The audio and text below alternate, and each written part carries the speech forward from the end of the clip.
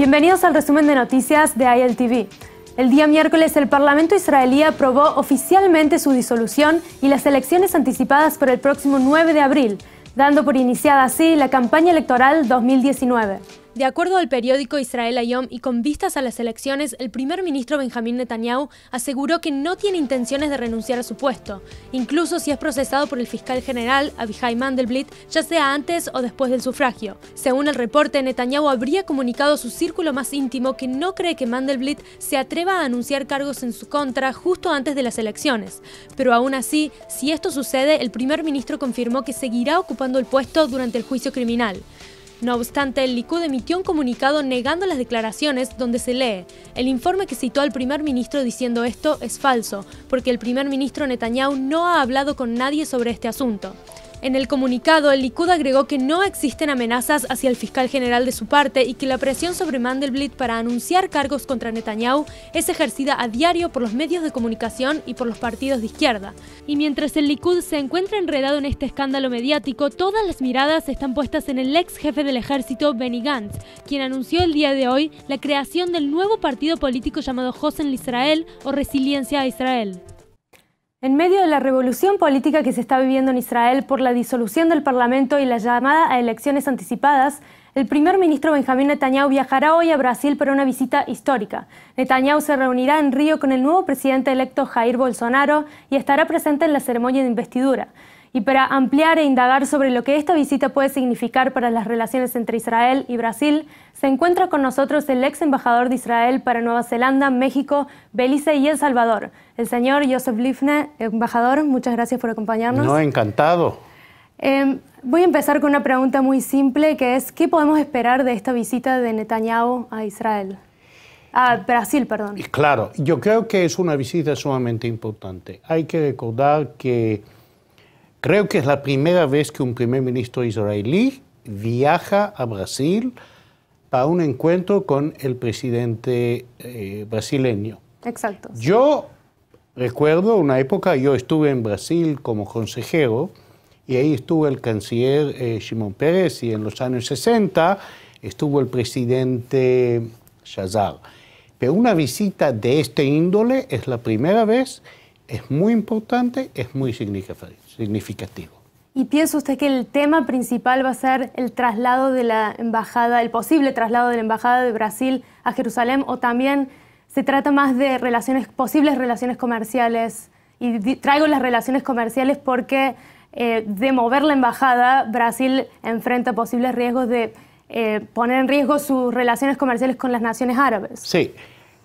Yo creo que hay que estar consciente que Brasil es una potencia económica, por lo menos en lo que se trata de América Latina. Sí. Es el país más grande, es la economía más grande del continente latinoamericano y tiene importancia independiente de los temas políticos. Y el tema del traslado o no traslado de la embajada es un tema sumamente político y es un tema que no me sorprendería si el presidente electo va a decir algo como sí, lo voy a trasladar, pero vamos a buscar el momento adecuado. Todavía no. Todavía no. Okay. Porque sí, Brasil tiene una relación muy amplia también con otros países, con el mundo árabe, y ellos van a tener que decidir qué vale, cómo se mide el uno contra el otro. Pero es una visita importante y creo que es excelente que se va a realizar. ¿Y piensa que esta visita puede abrir las puertas hacia otros países latinoamericanos? Netanyahu fue también el primer ministro que viajó a Latinoamérica el año pasado. Sí. Y empezó a mostrar su interés por Latinoamérica. ¿Piensa que esto va a abrir más puertas? Así es, pero mire, yo soy un animal latinoamericanista desde hace décadas. La mayor parte de mi carrera diplomática ha sido desarrollada en América Latina. Por lo tanto, yo creo que es un continente donde Israel tiene que estar presente, está presente y siempre se puede desarrollar aún más las relaciones entre el continente y el Estado de Israel. Hay que acordar, somos miembros del Mercosur, tenemos una relación muy estrecha con los países de Centroamérica, con México. Así que cualquier visita, cualquier paso hacia la profundización de las relaciones, sea en el área económica, en el área comercial, cultural, cooperación técnica y todo lo demás, es bienvenido. Ahora, mi última pregunta que tengo que traerlo a la mesa es, pensando en las elecciones que son próximas acá en Israel y pensando también en la mirada internacional, ¿usted no piensa que, cómo piensa usted que puede afectar el hecho de que Netanyahu se relacione con un líder que ha hecho comentarios de índole racista contra las mujeres, contra la comunidad homosexual? Es un tema complicado. Okay. Sin embargo, Bolsonaro ha sido electo. Él no robó las elecciones. No, claro. Es de esperar que en la medida que se desarrolla su mandato, él va a encontrar el camino adecuado para representar a Brasil, para ser fiel a su ideología, sin causar demasiado tsunamis en temas difíciles. Bueno, vamos a tener que esperar a ver qué pasa y qué surge de esta reunión. Así es. Por el momento, muchas gracias, embajador. No, gracias a ustedes. En el norte del país, las fuerzas de defensa de Israel reconocieron su responsabilidad por el ataque aéreo en Damasco. Oficiales del ejército informaron que sus objetivos principales fueron depósitos de armas utilizados por Irán y por Hezbollah. Oficiales del ejército informaron que sus objetivos principales fueron depósitos de armas utilizados por Irán y por Hezbollah. El oficial anónimo de la CFDI dijo que los blancos iraníes se encontraban a solo 80 kilómetros de la frontera con Israel en el norte, es decir, mucho más cerca de lo descrito por Rusia.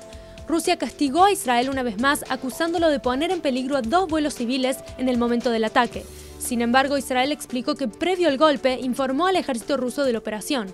Y la confirmación del ataque aéreo en Siria por parte de Israel sucedió junto a la revelación de un 5º túnel terrorista del Hezbollah, excavado desde el Líbano hacia Israel. Y las fuerzas israelíes informaron que este nuevo pasaje subterráneo fue descubierto unos días atrás y que ya ha sido neutralizado con una explosión. Dicho esto, a pesar de que el primer ministro Benjamín Netanyahu expresó que la operación de Escudo del Norte está cerca de su fin, aún no se ha anunciado una fecha oficial de terminación.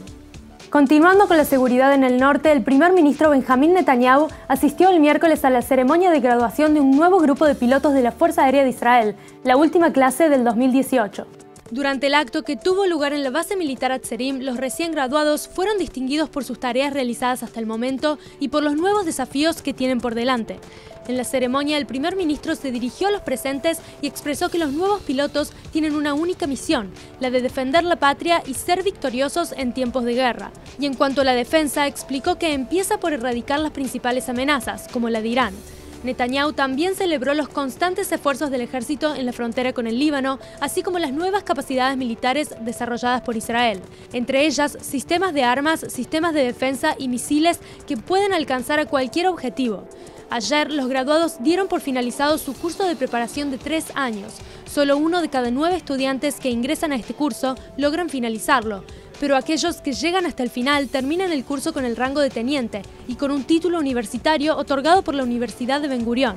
Y solo después de esto comienzan su servicio militar de 7 años.